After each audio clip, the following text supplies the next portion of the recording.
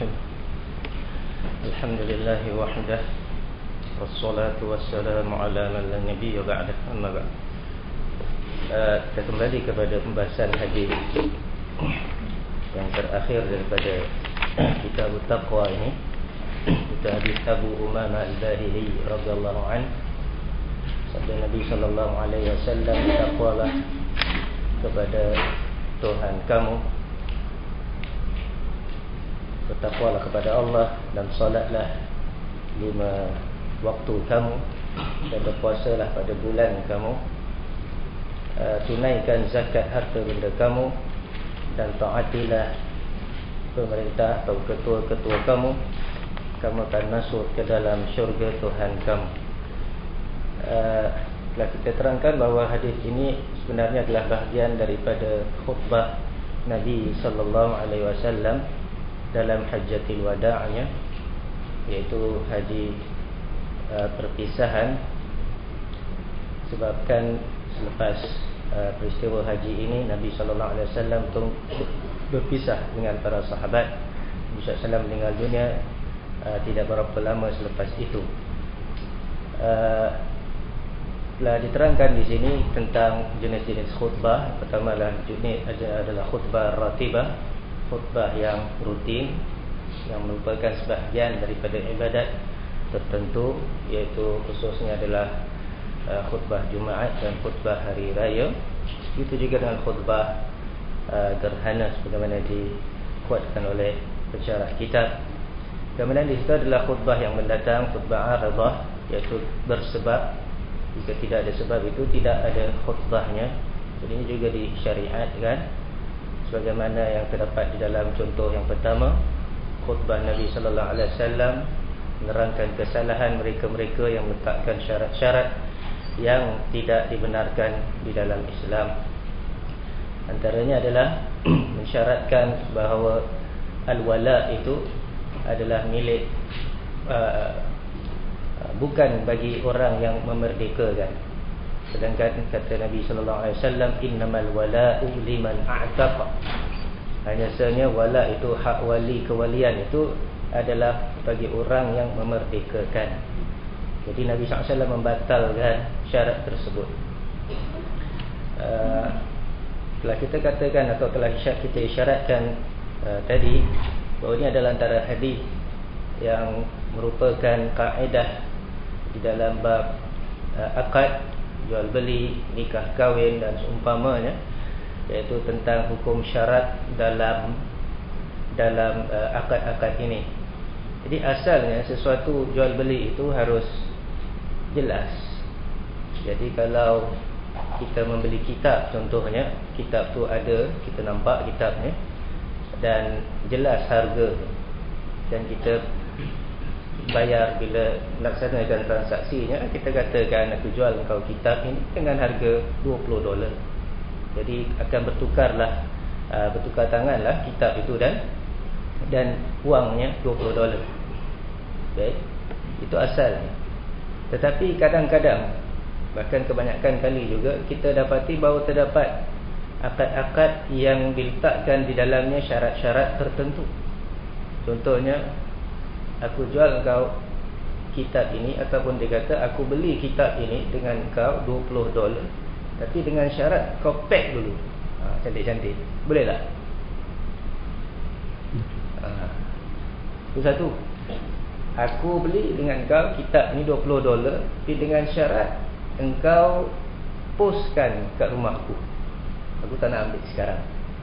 Kalau kereta, aku jual kau kereta, aku beli kereta ini sekian-sekian harga, tapi dengan syarat kau tumpang aku sampai balik negeri aku.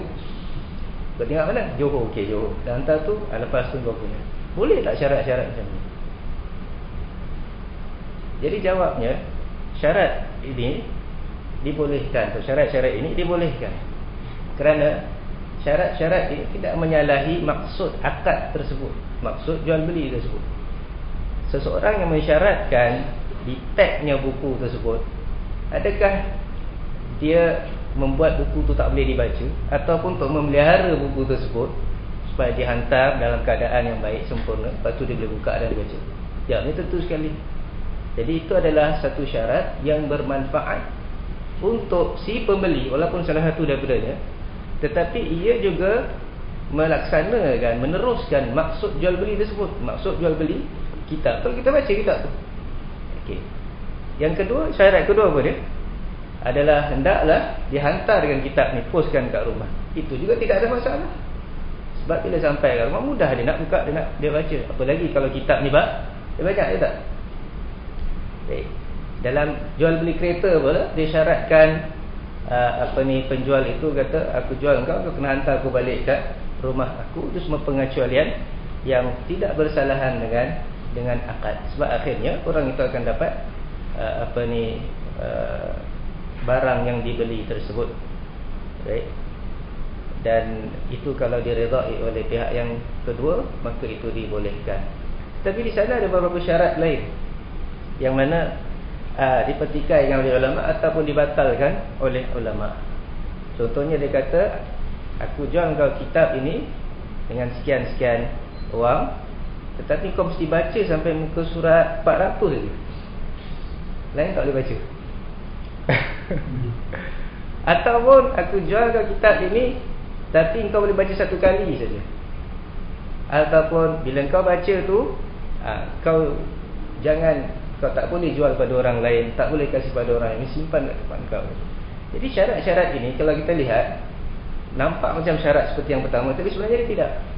Ia tidak meneruskan ataupun menunaikan maksud jual beli tadi, iaitu bila kita selesai jual beli, harta itu tukar milik, berpindah milik daripada penjual kepada pembeli, dan menjadi hak milik penuh pembeli untuk dia melakukan apa dia suka dengan kitab tersebut.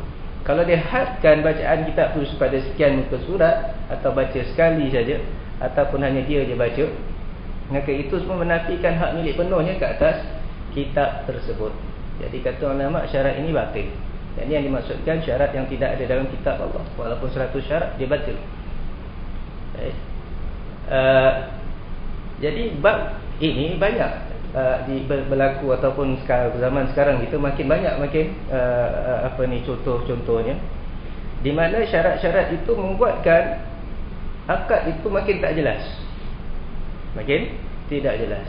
Dan biasanya ini berlaku bila terdapatnya dua akad dalam satu, dua jual beli dalam satu kontrak jual beli. Aku jual kau kitab ini $20 dengan syarat kau mesti beli kitab lagi satu ni. Boleh tak? Ataupun aku jual kau kitab ini $20 dengan syarat jam kau tu bagi aku. Dia dah $20, ada jam pula lagi. Ataupun kau jualkan aku kitab kau pula pada aku. Jadi ini sekarang ada dua kontrak dalam satu. Jadi dalam hal ini terdapat hadis Nabi SAW dengan riwayat-riwayat yang berbeza-beza, dan hadis ini hasan ataupun sahih, dan walau bagaimanapun dia digunakan pakai oleh ulama. Ada disebutkan dalam kitab-kitab mereka dalam bab syarat di dalam jual beli, iaitu hadis Nabi SAW, la bai'atani fil bai', atau nahan Nabi SAW anil bai'ataini fil bai'. Nabi SAW melarang daripada dua jual beli dalam satu jual beli. Baik.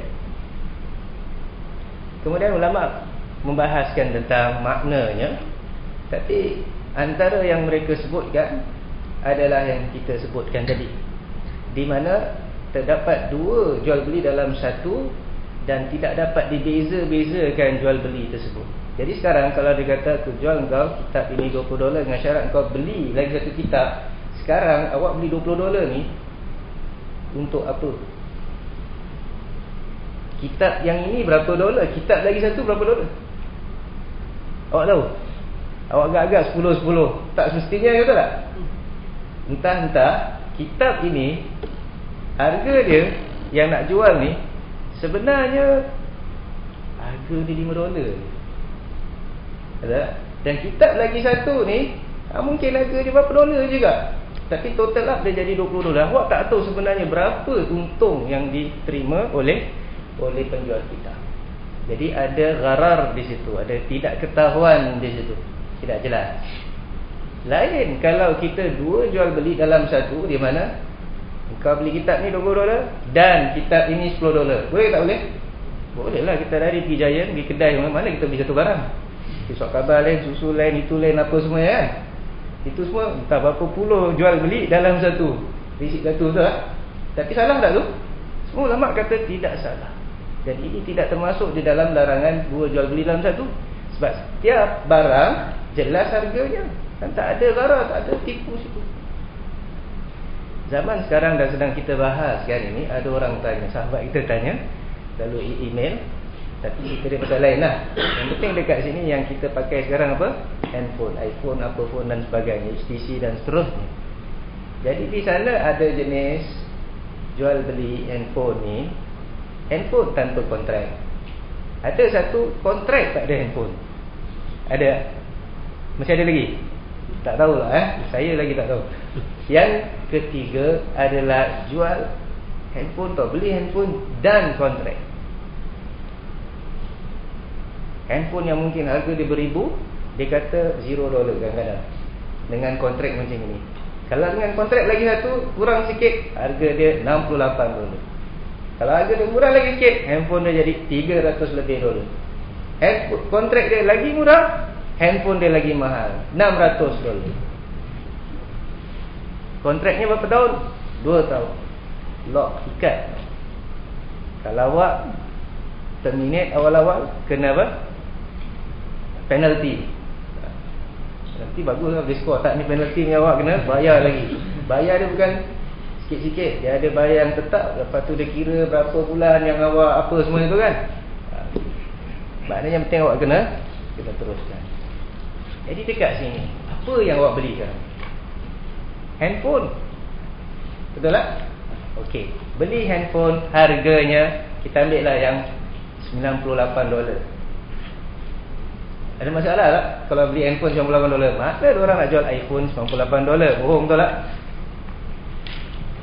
Tapi dia kata awak kena beli ini kontrak lagi satu. Dan kontrak ini sekian bulan, berapalah. Mahal juga kadang-kadang, berpuluh-puluh juga. Saya pun tak ingat plan-plan dia, yang fleksi, yang apa semuanya. Baru terbaca sikit, tak ingat. Baik. Akhirnya lepas 2 tahun, berapa jumlah handphone tu lah? Pun tak ada. Ada orang kata, Ustaz, jual beli macam ni tak ada apa-apa kan? Kita cuma beli kontrak khidmat telecommunication services. Tapi oleh kerana kita langgan satu kontrak yang agak mahal, jadi dia pun berbesar hatilah dengan apa ni, persudian kita melanggani dia. Jadi dia kasih kita hadiah. Macam awak beli aircon dapat microwave, dapat kipas angin, betul tak? Beli susu dapat apa, mainan dan sebagainya lah. Apa salah dia nak kasih? Betul ke tu? Saya kalau tanya awak sini, awak percaya tak orang cakap apa ni, itu sebenarnya yang berlaku? Walaupun dia $0, nampak kan $0? Tidak. Sebenarnya semua telah dimasukkan ke dalam kontrak tersebut. Dan tidak dapat dipisahkan harga retail sebenarnya untuk handphone tu berapa dan kontrak tu berapa. Dan kemudian dalam kontrak tu dia kata outgoing call berapa sen. Sebenarnya ada tau, cuma kita yang tak tahu. Dan data berapa, ya kan? Data tu maksud SMS ke saya tak tahulah. Apa lagi dah servis-servis dia. Awak kalau kira sebenarnya, kalau betul lah beli handphone sendiri lebih mahal daripada beli handphone dengan kontrak, ada tak syarikat nak jual kalau dia boleh merugikan dia? Kenapa kita jarang jumpa dia jual handphone sendiri tanpa kontrak? Sebabnya ada teman mengatakan kalau awak cek balik dia punya rates, kat dalam rates tu dia jadi lain, lebih banyak daripada biasa. Baik, ongkos lebih banyak daripada biasa. Awak kira satu mula-mula tak nampak, mungkin berapa dolar je kan, $98. Tapi bila kira tiap bulan $20 kali 24 bulan, dia jadi $480. Total up dia lebih banyak daripada awak beli handphone tu sendiri. Itu biasanya berlaku, jarang sama. Apa lagi macam tak pernah lagi murah daripada awak beli handphone tu sendiri dan kontrak itu sendiri. Jadi di sinilah permasalahannya. Adakah cara jual beli ini termasuk dalam larangan dalam hadis? Tidak ada jual beli dalam satu jual beli. Boleh tak syarat-syarat seperti ini? Adakah ini syarat yang benar? Adakah dia sama dengan kita pergi supermarket, Giant dan sebagainya, beli macam-macam barang? Jawabnya tak sama. Jawabnya tak sama. Sebab tu harga barang yang ribuan lebih sebenarnya. Jadi kalau baru keluar sebenarnya ribuan lebih. Saya pernah tengok kat negeri lain dan kat negeri kita pun, kalau dia sendiri jangan tanpa kontrak. Kalau kat negeri tempat saya tinggal, dia jarang ada kontrak. Orang-orang sana tak main kontrak. Jadi saya tahu harga dia sebenarnya berapa. Jadi percaya ke awak bahawa kalau awak melanggani servis macam gini, dengan rela hati je, sentel ke apa ke, beri awak free $1,000. Percaya? 10 kali, 100 kali dia bankrupt tu, kalau betul macam tu. Jadi maknanya tidak, mesti dia akan buat untung daripada pemberian tersebut. Jadi sebenarnya dia bukan bagi, bukan hadiah, tetapi dia jual. Dia jual. Jadi ada dua jualan kat sini. Satu jualan handphone dan satu jualan kontrak. Kalau awak tak tahu untuk apa bayar, berapa awak bayar. Walaupun saya tahu mungkin ada yang sedang menggunakannya. Mula-mula saya tawakuf, saya tak pernah cakap pasal benda ni. Kurang pun tak tanya, saya tak pakai. Jadi saya tak ambil heran lah. Orang yang pakai itu yang bertanya kan. Banyak juga saya tak pakai. Tanya ada orang kenapa orang pakai. Tapi saya dah terangkan kepada mereka. Saya harap mereka ambil perhatian selepas ini. Ada juga beberapa orang lain yang setuju dengan saya. Dia dah buat kira-kiranya semua.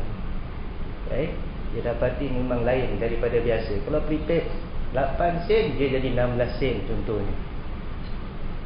Dan berapa ni dia ada lain. Jadi balik semula awak makin banyak bayar daripada biasa. Dan inilah ain ataupun inilah hakikatnya penipuan.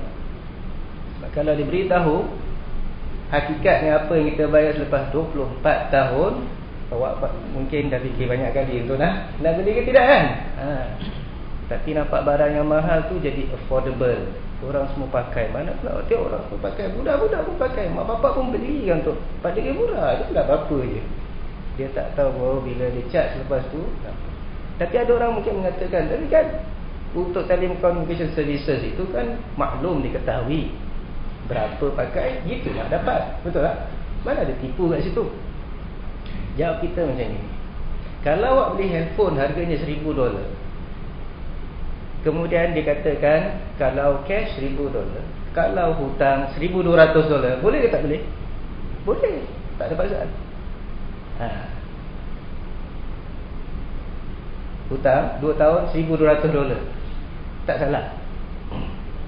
Jadi awak membayarlah tiap bulan sekian sampai $1,200 untuk handphone tersebut.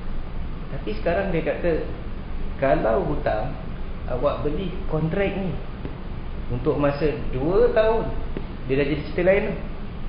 Jadi dia bukan installment yang bebas, tapi installment yang ada lagi satu syarat, ada lagi satu ikatan dekat situ.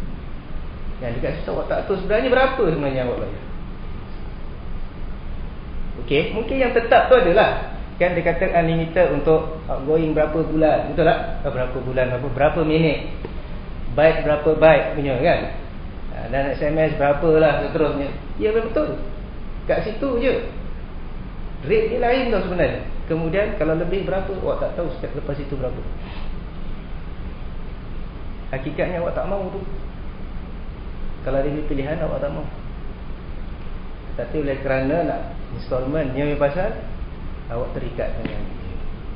Jadi banyak tipu daripada angle itu dan angle ini. Kemudian kalau ditanya niat awak nak beli apa, niatnya nak beli handphone ke nak beli kontrak? Kalau niat nak beli handphone, kontrak tu hadiah, awak tak heran dia apa ni ada line ke tak ada line. Kalau niatnya nak beli line, bukan handphone hadiah, dia tak kasih handphone pun awak tak boleh tuntut. Dalam syariat, sesuatu yang bukan sebahagian daripada akad, hanya hadiah biasa, tak boleh tuntut, tak ada ganti rugi, tak ada doman. Kalau akhirnya tiba-tiba handphone mana? Saya hadiah je, saya tak mau kasih lah hadiah ni.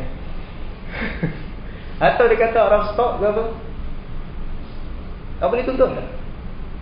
Dekat kes awak lawan lah macam mana, banyak-banyak dia denda company tu kerana gimmick dia tu tipu, mungkir janji lah agaknya. Tipu je banyak-banyak. Tapi boleh tak dia suruh kasih dia telefon, bayar balik? Tak boleh. Sebab apa? Itu hadiah tu bukan sebahagian daripada kos apa tu, handphone tersebut ataupun kontrak tersebut. Kalau kita anggap handphone itu adalah hadiah semata-mata. Faham ni? Jadi bila kita kata nak, kalau kau beli ni aku kasih hadiah, hadiah ni kalau tak kasih jadi boleh kan? Sebab hadiah tu tak akan berlaku sampailah kita terima. Jadi sekarang kita pergi kepada bab lain. Kalau bab CPF, dia kata hadiah tu akan berlaku sampai kita terima. Bukan sekarang tulis nomination, sekarang dah jadi hadiah. Bila tu jadi hadiah? Bila dia terima, nomini tu terima. Bila nomini tu terima? Bila waktu dia hidup, waktu pemberi hidup, lepas dia mati. Lepas mati apa hukum harta benda tu? Dia punya lagi ke? Bukan. Dah milik faraid, dah milik waris. Jadi dia namakan hadiah, tapi dia tetap apa? Wasiat. Syarat dia mesti dia terima. Jadi macam mana pun orang pusing, sebenarnya tak boleh pusing. Sebab hukum Islam ni dia dah elakkan daripada penipuan. Cuma orang yang jujur akan nampak. Dia tak nampak lagi, ada tembok besar dia tak boleh beli, melainkan dengan cara yang disyariatkan. Apa yang disyariatkan kalau nak tolong orang? Orang ni susah, orang tu gini, orang gini, ambil lah, aku kasih berapa? 10,000. Cek tulis ke 10,000. Betul ke nak kasi 10,000? PF ke 100,000 lagi. Orang ni tak ada rumah, ambil lah rumah aku tinggal kat tempat lain. Ada tak nak buat gitu? Mesti orang akan bakhil. Orang tak akan. Bila dia dah tersetik yang nak mati, dia dah tak heran, dia tahu duit pun tak boleh manfaatkan dia, baru dia kata ambil lah kau. Kita mesti hakikat ni. Sebaik sedekah bila orang tu lantaran sihat, bakhil, takut jadi takut miskin, bukan lepas itu. Jadi bukan Islam tak kasih tolong, Islam berikan, benarkan untuk menolong. Dan kalau dia waris, apa kita takut? Dan tentu dia dapat faraid. Tapi tak cukup lah nanti faraid dan sebagainya. Itulah jadi urusan kita. Yang tak ngapain kan bukan kita. Kalau tak cukup, Allah lah kasih cukup. Kalau dia bertawakal kepada Allah SWT, akan berikan dia jalan keluar. Betul ke tidak? Bukan kita. Kalau dia bukan waris, anak angkat lah, dia tak dapat gini faraid dan sebagainya, boleh awak kasih 1/3. Siapa kata tak boleh? 1/3. Ini kalau duit banyak, 1/3 tak mengapa. 1/3 tu pun kata Nabi SAW, kathir, sudah banyak. Jadi dalam hal ini kita dapati bahawa syarat ini semua syarat tau, semua ada kaitan. Dan lastly kita ceritakan tentang apa? Tentang hukum jual beli dengan campur dengan kontrak. Jadi sekurang-kurangnya sekarang ni saya lihat kan memang ada syubhat besar kat situ. Termasuk di dalam jual beli gharar. Yang tak tahu tak tahu memang awak, kalau tak tahu memang tak tahu, habiskan semuanya. Lepas tu kalau boleh jangan buat lagi, cari yang lain. Apa kira balik, saya tak kira lagi, saya tak buat perkiraan lagi. Mungkin ada orang yang dah buat perkiraan, kirakan berapa banyak sebenarnya awak bayar, dan awak bandingkan dengan market price berapa sebenar. Ini beza dengan installment lebih yang tadi tu. Beza, itu boleh. Ala kulli hal, itu dasarnya adalah hadis Nabi SAW tadi, kullu syaratin laisa fi kitabillah, dalam hadis Barirah, setiap syarat yang tidak ada dalam kitab Allah maka dia adalah batil, walaupun dia 100 syarat. Ada satu jenis syarat, tapi ini dalam nikah kahwin, kalau awak pernah dengar, iaitu dinamakan nikah syirar. Syirar macam mana jenis dia? Jadi orang ini dia berkata kepada satu orang lelaki lagi, aku nikahkan engkau dengan anak perempuanku dengan syarat engkau nikahkan anak perempuan kau dengan aku. Itu dia. Jadi ini dua akad, dua nikah dalam satu pernikahan. Nabi SAW haram. Jadi ini dekat dengan masalah kita. Dan satu lagi yang dilakukan zaman sekarang di dalam bank-bank, walaupun namanya bank Islam, jenis dia macam ini. Aku beli dengan bank kereta ambil mudah lah, ambil 20,000 hutang. Okey.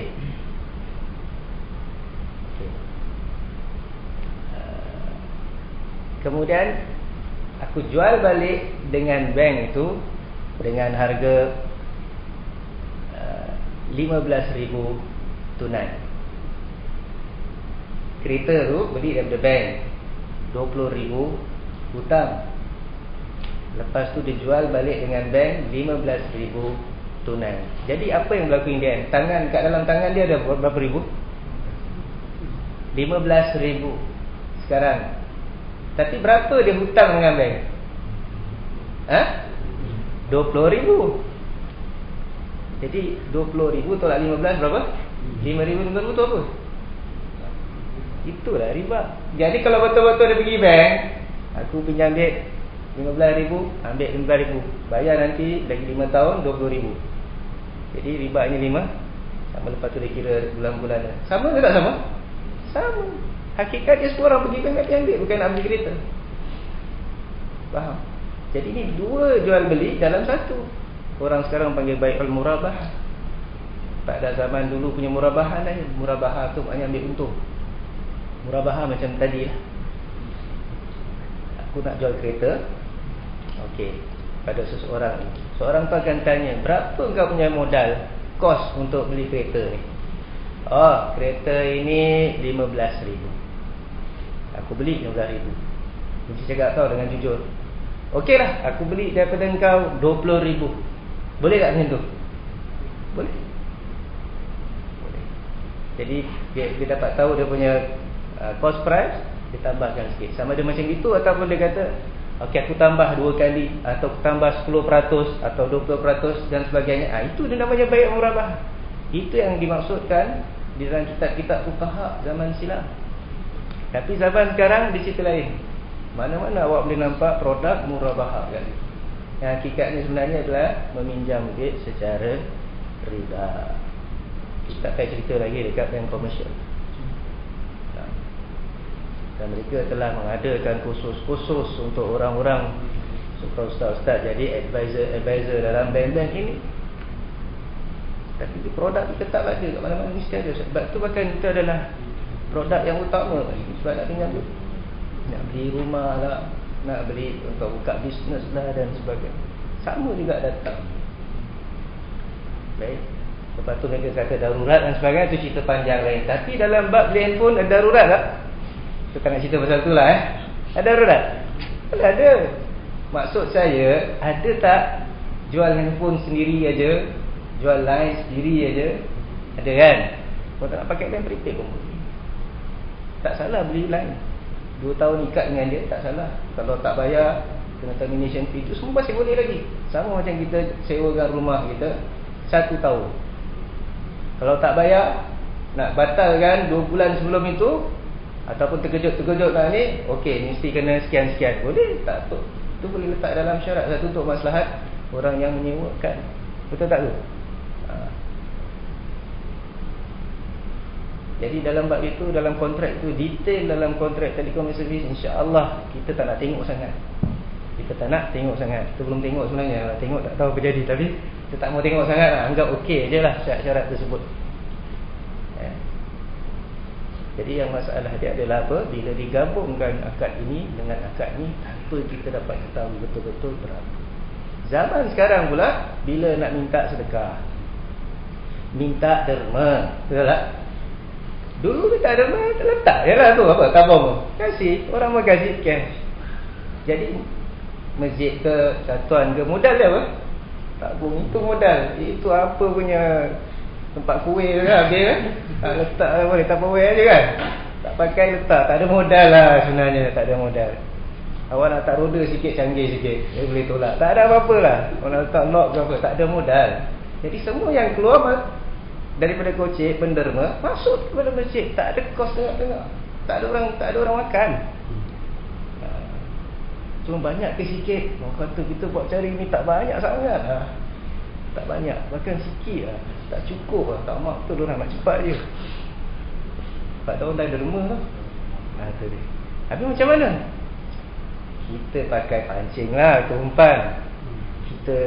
Orang ni mesti nak makan kan. Okay, kita jual apalah nasi dam, nasi biryani amal. Kita katakan amal, sambil beli, sambil sedekah. Nampak? Ada sambil-sambil tu apa maknanya? Jual beli 2 akad dalam satu. Dia markup tau harga dia. Harga dia bukan harga nasi biryani biasa. Nasi biryani macam dia special pun kat mana pun, dia tak ada sampai harga macam itu. Selalu $10 tu lah.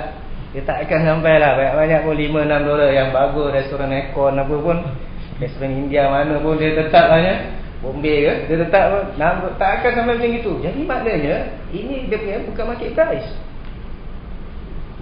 Tapi dia kata total ni beli amal. So persoalan dia apa agak-agak? Kalau tanya seorang fakir, berapa harga dia? Berapa yang awak bayar? Berapa yang awak sedekah? Sekali harga barang dia taruh lepas pada $9, $1 sedekah. Awak nak beli tak $1 je sedekah? Jadi barang mahal lah, betul tak? Baik aku beli kat sana. Kalau kos pada itu kan ya? Dan sebaliknya, kita pun cerita pasal dia punya kos untuk iklan dia, kan biasa dia dan seterusnya. Baik, kalau dia adalah sedekah, bila tiba hari untuk collection ya, dia letak kat dalam gambar macam ni lah. Ada ayam, nasi, apanya dengan asap dia keluar sekali tu lah. Awak pun tengok asap semua keluar, tapi bila makan basi. Macam ada doman tak? Ada khiyarul aib tak? Tahu khiyarul aib, doman tu maknanya ganti rugi garanti lah, ataupun waranti kat situ. Dan khiyarul aib tu maknanya sama. Maknanya kalau ada aib kat dalam barang tersebut, boleh diminta ganti. Boleh tak minta ganti? Jadi bila yang boleh minta ganti? Bila dia adalah satu jual beli semata-mata. Tapi sekarang kata orang, awak sedekah, betul tak? Kalau sedekah, kenapa pula minta lagi nasi? Awak nak sedekah ke dah makan nasi? Awak kalau pergi mahkamah macam ni, pening, tak boleh. Macam mana hukum? Akad dia tak tahu apa benda. Walaupun dilakukan oleh mana-mana juga, walaupun akhirnya natijahnya banyaklah untungnya dan sebagainya. Hukum bukan terkait pada ujungnya saja, natijahnya saja. Banyak benda kita boleh lakukan untuk dapat duit yang banyak. Awak buat satu konsert, panggillah mana-mana artis apa semua ya. Awak buatlah B2 pageant kat dalam apa? Masjid lah. Ramai lah orang datang tu lah. Banyaklah duit. Kalau tak satu kali tiket $10 ke berapa dolar. Nak dapat duit belakang tu, tak boleh dijadikan dasar hukum. Proses dia nak dapat pun kena tengok. Kalau dia untuk masjid, institusi dakwah, institusi Islam, lebih-lebih lagi kena dijaga, kena bersih daripada unsur-unsur yang kalau tak haram syubhat tu. Seharusnya macam itu kan. Seolah-olah tak ada orang yang melihat perkara ini dah berapa lama. Dan dia bukannya bab jauh-jauh sangat pun, tetap bab biasa, bab muamalat juga. Jadi kita perhatikan, agaknya oleh kerana mereka tak tahu atau lemah atau tak kuasa untuk semak balik akad-akad package yang ada sekarang ini. Sebab itulah berlaku apa yang berlaku. Dan kemudian timbul yang lebih besar daripada itu. Yang sebagainya kita tengok asal kabar lebih besar pun boleh. Pasal dah main sembarangan sembrono. Kita berlaku package banyak. Package punya korban, package haji, package tu semua macam-macam ada kat dalam. Kita tak mau tengok. Takut kita tengok akan matikan periuk nasi orang. Kita tak tengok lagi, orang tak tanya pun kita tak jawab. Tapi hakikatnya bukan tu, bukan begitu caranya kan. Bukan macam tu tunggu orang tanya dan seterusnya. Jadi kita kalau terangkan perkara ini, mungkin kita jadi orang yang paling dibenci oleh masyarakat lah, buat kacau. Betul tak? Tapi itulah hakikatnya. Sebab dia bila kecil-kecil benda gini yang berlaku harian ni tak dibincangkan, jadi umat jahil, bahkan orang yang sepatutnya tahu pun jahil. Cuba bayangkan sampai ke mana dia pergi. Yang lebih besar daripada itu, kita akan dapati kesalahan dia. Dan kita katakan bukan maksudnya kita redha. Tak kisahlah Ustaz, nasi biryani ni $10, $20 tak kisah, banyak sedekah aja. Ini bukan pasal awak redha ke tak redha. Riba haram juga, walaupun dua-dua redha. Zina haram, walaupun lelaki dengan perempuan tu garanti redha biasanya, tapi tak ada rogol. Mana boleh kata redha je? Tak boleh ambil satu daripada bahagian ayat Quran, ya ayyuhallazina amanu la ta'kulu amwalakum bainakum bil batil illa an takuna tijaratan an taradin minkum. Wahai orang beriman, jangan kamu makan harta benda antara kamu dengan cara batil, melainkan dengan jalan taradin. Kamu redha meredai antara kamu. Awak boleh ambil tak? Kalau redha je terus boleh? Tak boleh.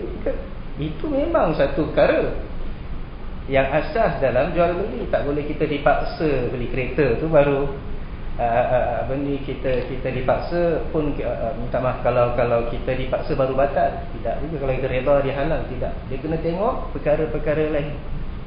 Jadi seseorang tu mesti ada ilmu, mesti ada satu ground ataupun background yang baik terhadap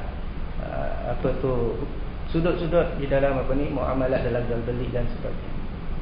Kita, dan ini antara perkara yang perlu perlu dikaji juga. Dan dia juga balik semula pada hadis-hadis Nabi SAW. Yang kita cakap tu semuanya datang dari hadis Nabi SAW. Jadi kita punya muamalat pun mesti ikut sunnah. Orang kata muamalat tu kan muamalat Ustaz, ini jual beli ini semua bukannya ibadat, asal semua boleh. Kita katakan memang betul asal dia boleh, tetapi muamalat tu sebenarnya ibadat.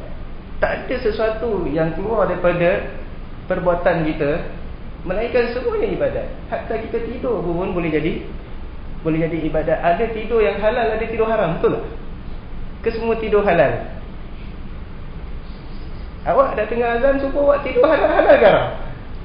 Haram. Walaupun benda biasa. Baik, qada hajat itu halal aja mana-mana. Tak mana-mana boleh qada hajat. Tak boleh juga kan? Asal boleh je orang kata, tak boleh juga. Ini menunjukkan itu benda-benda mubah. Apa lagi benda-benda yang berkaitan dengan orang kedua, orang lain dan sebagainya. Jadi Islam walaupun kata asalnya boleh, di sana ada syarat-syaratnya. Baik, ada syarat-syarat yang diletakkan. Tak boleh kita kasih alasan. Contohnya macam tadi, jual beli handphone dengan kontrak sekaligus tu. Alah, ini satu zina baru, G-E-N-R-E. Satu akad baru, tak pernah disebut oleh fuqaha. Dan oleh kerana tak pernah disebut oleh fuqaha, oleh kerana dia baru, dan dia muamalat ke ibadat tu, jual beli ni, kontrak ni muamalat. Asal muamalat apa kata mereka? Kaedah dia, asal dia mubah, asal dia boleh. Boleh lah sudah. Gitu je. Jadi semua boleh. Pasal benda tu baru. Tak ada benda sebenarnya betul-betul punya baru. Tipu daya dia, style baru memang ada. Tapi kita kena cari betul usul dia, kita bedah dia, kita dapati dia bukan baru juga, sama juga. Kata yang mereka cuba nak dedahkan dalam masalah apa tu wasiat tadi. Akad dia, oh ni nomination tak pernah ada dalam kitab dan sebagainya. Oh ni baru punya. Dan asal dia muamalat, asal dia boleh aja. Jadi boleh. Macam tu je. Bukan kita nak cari pasal, nak cari gaduh dan sebagainya. Al-haqqu yuqal in kana murra. Yang hak tu tetap diterangkan walaupun dia batil. Nah, jadi kita sambung sedikit tentang ataupun hadis ini. Satu lagi contoh khutbah aridah, contoh khutbah yang mendatang adalah khutbah Rasulullah sallallahu alaihi wasallam ketika Usamah bin Zaid radhiyallahu anhuma memintakan syafaat kepada beliau untuk seorang wanita bangsawan yang meminjam barang lalu mencurinya. Maka Nabi SAW menyuruh untuk memotong tangannya. Kerana kebangsawanan wanita itu, orang-orang Quraisy ragu melaksanakan perintah itu. Maka mereka meminta seorang agar memintakan syafaat kepada Rasulullah SAW, tak payahlah potong tangan. Maka mereka pun memilih Usamah bin Zaid radhiyallahu anhuma untuk memintakan syafaat kepada beliau, sebab Usamah ni adalah orang yang amat dikasihi oleh Nabi SAW, macam anak sendiri. Nabi SAW bersabda padanya, apakah kamu meminta syafaat dalam hukum Allah? Kemudian beliau berdiri dan berkhutbah di hadapan manusia dan memperjelaskan kepada mereka bahawa yang membinasakan umat sebelum kita adalah kerana jika ada orang mulia di antara mereka mencuri, maka mereka membiarkannya. Tapi jika ada orang lemah di antara mereka mencuri, maka mereka menegakkan hukum atasnya. Jadi dipilih dululah. Nabi SAW khutbah kerana ini, sebab ini perkara yang penting. Bukan tak pasal-pasal khutbah. Pasal-pasal Jumaat, patutnya khutbah kejap lagi. Adalah orang masjid datang diri, terima kasih kerana memilih masjid ini. Masjid ini akan mengadakan program-program semikian. Yang pertama hari Isnin begitu, hari Selasa begitu dan sebagainya. Terima kasih kerana menyokong. Ini khutbah ke bukan ni? Khutbah diri depan orang ramai. Dan 3 khutbah. Dia khutbah, khatib nanti lagi 2 khutbah. Kadang lepas tu lagi. Lepas tak apalah, jangan sebelum. Sebelum masa dia telah di-book oleh syariat, telah di-reserve oleh syariat. So datang awal-awal, syariat yang suruh, bukan masjid yang suruh. Bukan ahli jawatan kuasa yang suruh datang awal-awal. Syariat suruh datang saat pertama dapat gini, sebelit untuk ni sebelit. Dia datang awal untuk apa? Untuk tidur atau untuk dengar khutbah lagi? Untuk apa? Untuk ibadat. Baca Quran ke, zikir ke, ataupun solat lah. Sampai khatib naik ke mimbar, naik atas mimbar. Jadi dia dari book, dia adalah untuk ibadat pada Allah SWT. Awak nak buat apa semuanya tu, lepas tu semua, lepas khutbah. Awak nak terjemahkan tu khutbah, awak nak syarahkan lagi khutbah tu, tak ada hal, tak ada pasal. Awak nak muzakarah, buat lagi alat. Itu semua nak buat lepas khutbah.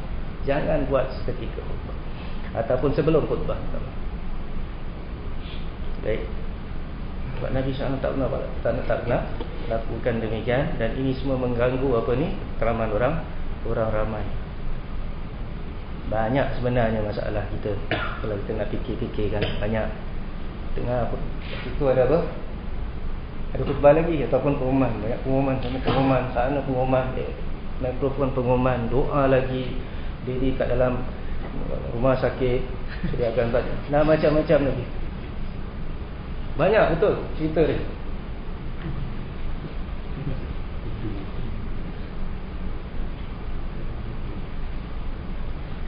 Saya rasa senang akhir lagi buat apa tahu, surat khabar, buat apa ni, apa yang tiap-tiap minggu ke apa kan. Distribute pada nak tahu cerita tentang masjid semua ada. Itu kan boleh habis. Banyak sangat nak cakap.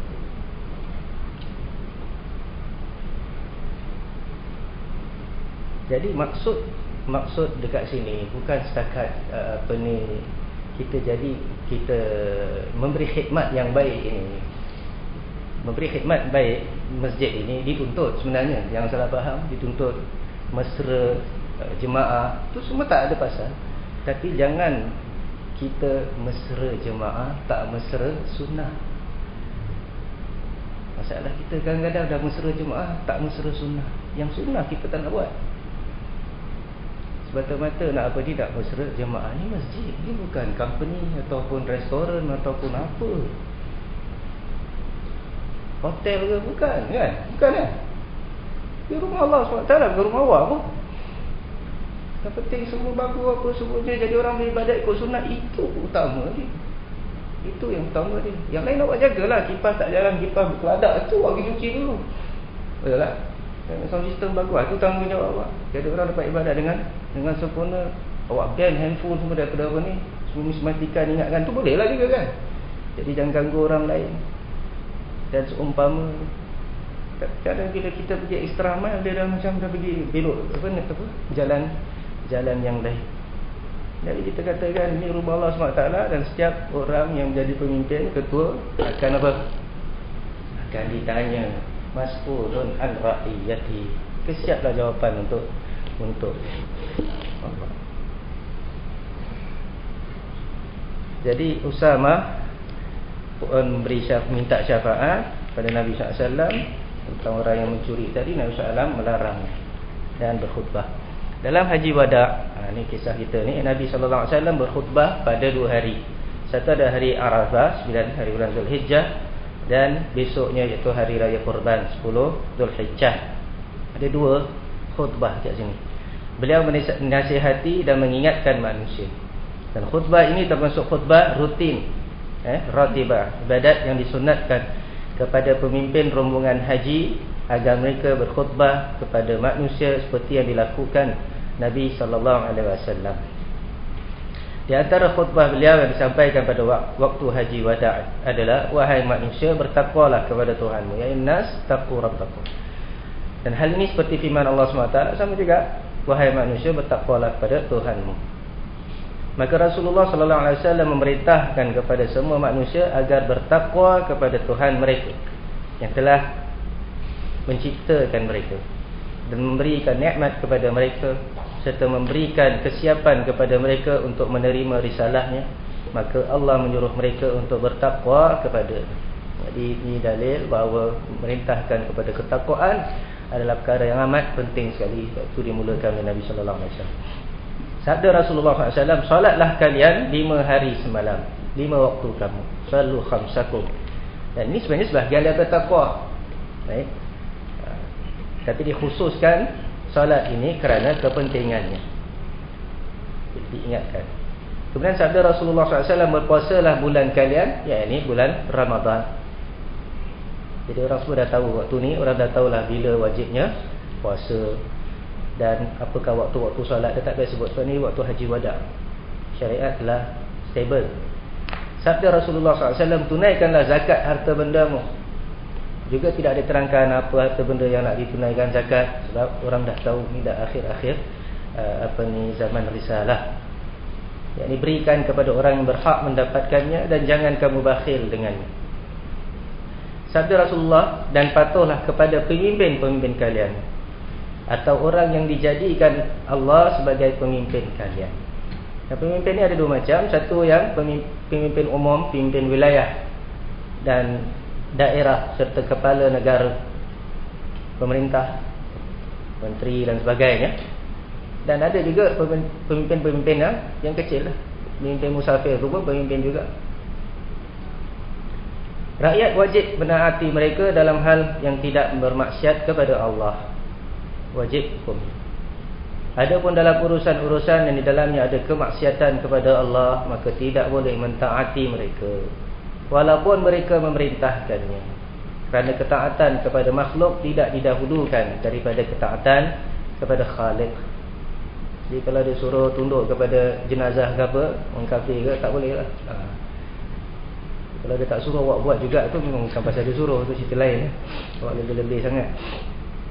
Maka dari itu Allah Subhanahu Wa Taala berfirman, wahai orang beriman, atii'ullah wa atii'ur rasul wa ulil amri minkum. Ayat surah An-Nisa. Wahai orang yang beriman, taatilah Allah dan taatilah Rasulnya dan ulil amri di antara kamu. Jadi ketaatan kepada pemimpin diatafkan, digabungkan kepada taatan kepada Allah dan Rasulnya. Ini menunjukkan bahawa ketaatan kepada pemimpin mengikut kepada ketaatan kepada Allah dan Rasulnya. Kerana ataf mengikut kepada yang diatafkannya, dia bukan berdiri sendiri. Kita perhatikan ayat tu, taatilah Allah, ada taati tu kan. Taatilah Rasul, ada taati. Tapi ulil amri tak ada taati kat situ. Tak. Jadi menunjukkan bahawa mentaati ulil amri mengikuti ketaatan kepada Rasul dan ketaatan kepada Allah. Allah mengungkapkannya dengan kalimat perintah untuk menjelaskan bahawa ketaatan kepada Nabi sallallahu alaihi wasallam adalah ketaatan yang berdiri sendiri. Ini wajib mentaatinya seperti kewajipan mentaati Allah. Jadi tak ada kita nak tunggu Nabi ni perintah ikut hukum Allah ke tidak, tak payah tunggu. Apa juga ada perintah, semua kita kena ikut. Oleh kerana itu, mentaati Nabi termasuk mentaati Allah, sehingga hukumnya wajib. Dan ini dalil bahawa hadis Nabi SAW semua hujah dengan sendirinya. Tak payah tunggu dia sesuai dengan Al-Quran ke tidak, tak payah. Dan ini dalil semua hadis daripada Nabi SAW, sama hadis mutawatir ataupun hadis ahad, semuanya hujjah. Wa ati'ur rasul.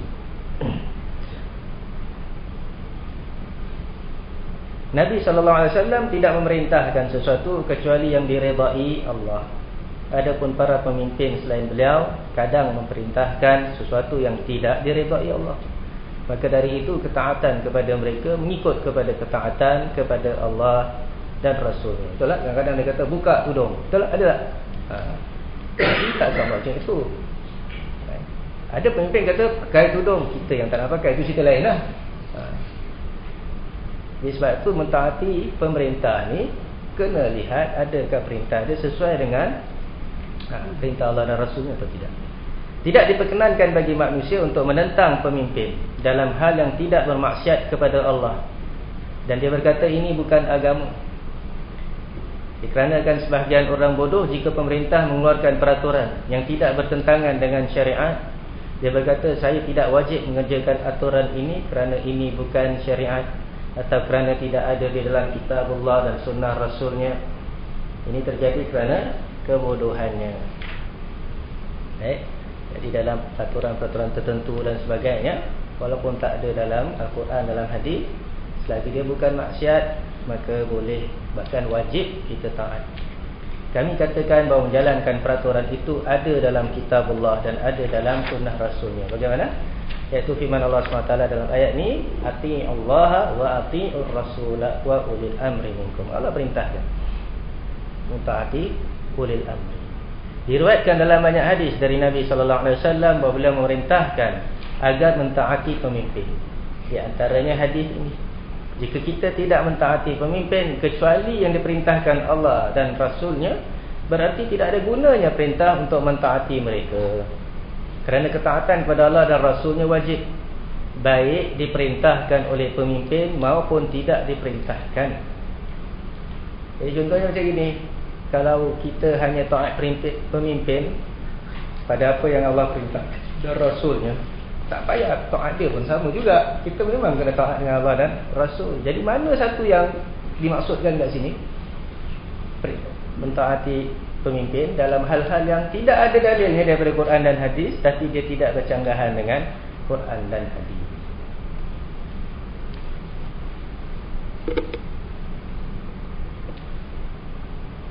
Kita taat. Kadang-kadang kita taat kerana terpaksa, bukan taat betul-betul kita reda. Dia taat kerana terpaksa, kerana kita tak ada choice lah. Melainkan apa ni? Melainkan ikut. Kalau tak ada, kita kena apa ni? Kena jail, kena sebat dan sebagainya. Jadi tidak. Masa itu cerita lain. Kita bukan taat betul-betul, tapi kerana terpaksa. Tapi jangan jadikan peraturannya, undang-undangnya yang bersalahan dengan syariat sebagai alasan untuk kita menghalalkan yang haram atau mengharamkan yang halal.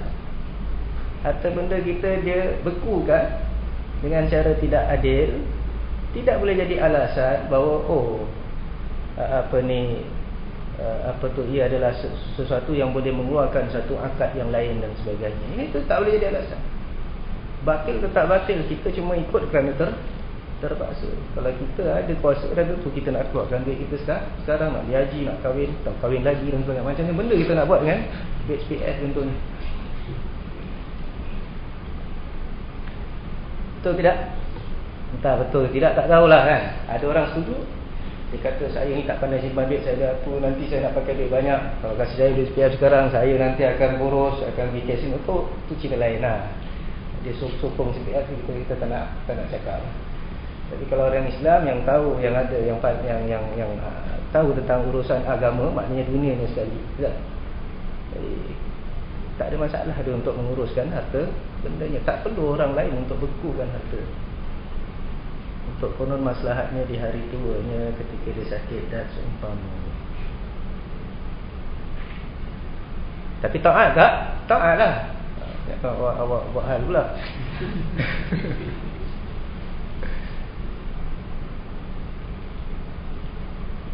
Jika kita tidak mentaati pemimpin kecuali yang diperintahkan Allah dan Rasulnya, berarti tidak ada gunanya perintah untuk mentaati mereka, kerana ketaatan kepada Allah dan Rasulnya wajib, baik diperintahkan oleh pemimpin maupun tidak diperintahkan. Masalah-masalah yang diwasiatkan Nabi SAW pada waktu haji wada' ini termasuk masalah penting yang harus diperhatikan manusia, dan perintah Rasulullah harus dikerjakan. Wallahu a'lam. Selesai kita bab taqwa, dan masuk pada babul yaqin. Dan terangkan apa kaitannya bab taqwa dan babul yaqin. Wallahu a'lam. Ada apa soalan?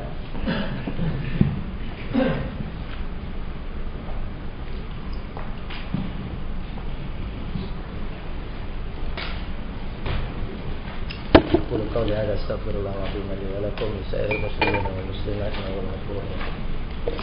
سبحانك اللهم وبحمدك.